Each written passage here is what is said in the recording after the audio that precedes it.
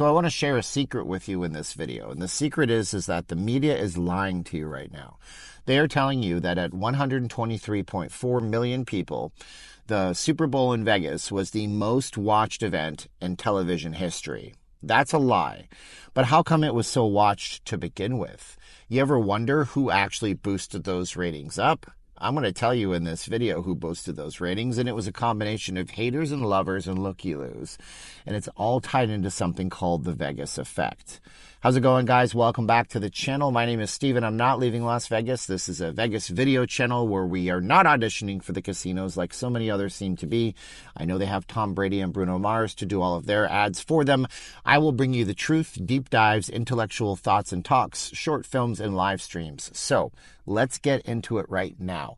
So 123.4 million people. This would technically make it arguably the most watched television event in history in the United States, maybe the most watched ever.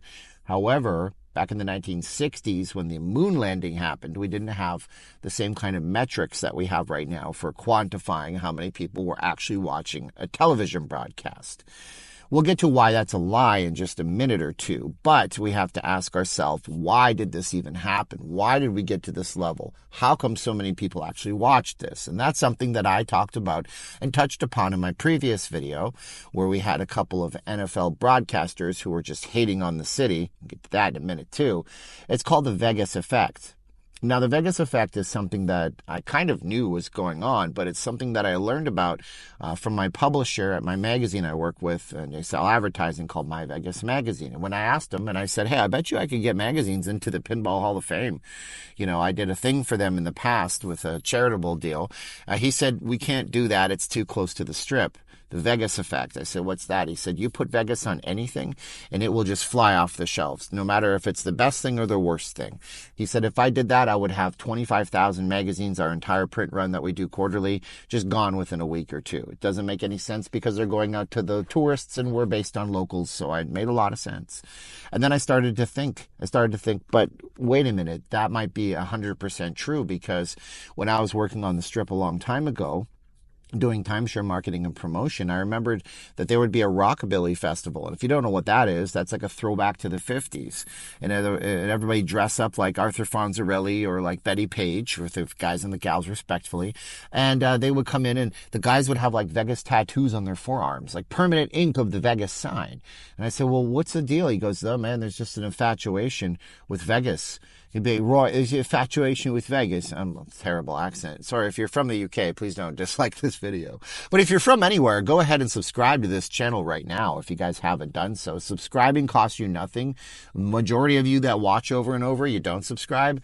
Come on, subscribe. It makes you feel good. Costs you nothing, gives you some good karma. Did you click the sub button yet? Good.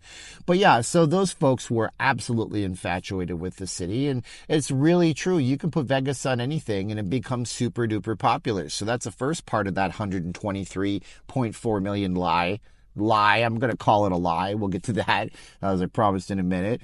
But we also had the haters, the lovers, and the looky-loos that wanted to peek in on the city too, right? A lot of people that were completely disengaged with football would watch the game because they wanted to see if Vegas was going to succeed or if Vegas was going to fail. Those are your lovers and those are your haters, or those are your looky-loos, right? So we had the looky-loos that would say, well, what's this big deal with Vegas? Why is this such a big deal? I know Vegas. Is that a place where the Blvd has that big fountain in front? And they were looking in on the game. Then you had the Taylor Swift factor. Oh my gosh, the Taylor Swift factor. I know for a fact there was people watching this game to see if Taylor Swift would be upset and crying if her boyfriend Kelsey lost. I know for a fact that there were people that were watching this game who don't give a darn about football, but they just wanted to see Taylor Swift.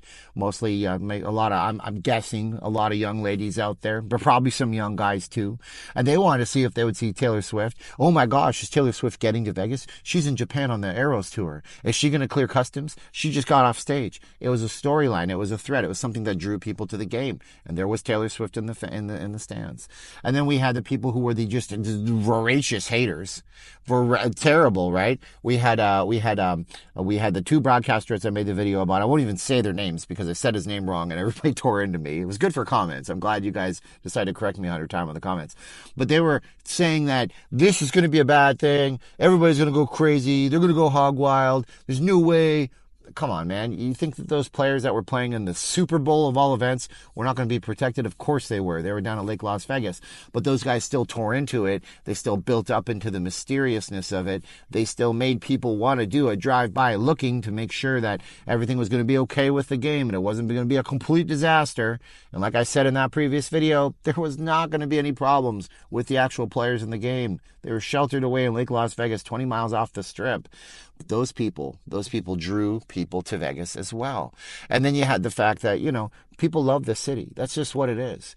People have a relationship with this town, whether or not you love it right now, or you think that it's kind of like gone off the path, and you think that it's not the same as it ever was. Nothing stays the same as it ever was. Maybe you think it's too corporate. Maybe you love it in this current state. Maybe you think it's too greedy. Maybe you think it's just right for you. I don't know. I'm not Goldilocks. This ain't the Three Bears. But people love the city. They wanted to come in. I know I turned on the pregame show and watched it. I was watching it at 10, 11 o'clock in the morning while we was getting ready, making food for this house party thing we were going to. We went to a watch party. And it was like, it was cool. It was cool to see Vegas. It was cool to see how they staged the Super Bowl around town.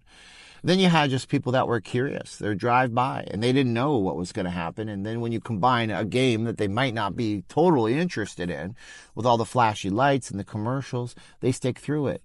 But it doesn't matter because 123.4 million people sounds like a lot. I don't think it was the biggest watched and most watched TV broadcast in American history, though, and here's why. So when we look at this number, this 123.4 million number, we have to split it into two different parts. The first part that we have to split into is going to be the part that is actual televisions watching the game. These are people that have either a streaming type of setup with Google TV or YouTube TV or whatever it's called. Maybe they're watching it on some cable broadcast or fiber where they have a TV service. That was 120 million. But on top of that, we had people that were watching the game on, I believe it was either Peacock or Paramount Plus. Tell me in the comments below what you think of what it was.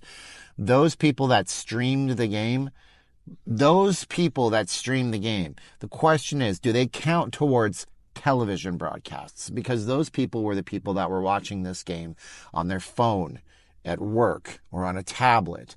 Now, those are not TV screens, and I think it's kind of not right to steal the thunder away from the moon landing, which happened in the 1960s, when television was television. It was an over-the-air signal. You had to turn the TV on and make sure your rabbit ears were pointed at the right direction, and then you had to literally have that TV broadcast as the only thing that was on. There was no streaming platforms. There was no watching on a laptop, a desktop, an iPhone, an Android, an iPad, an Android tablet, if anybody actually uses those.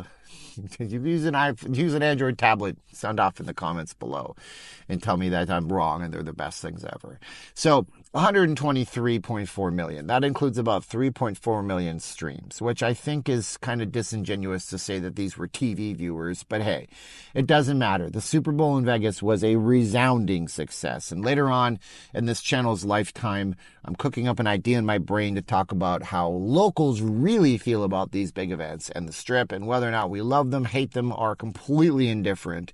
So if that at all interests you, be sure to subscribe below. And if you've made it this far, just know I'm doing a type of video where there are no edits. I'm not cutting the video.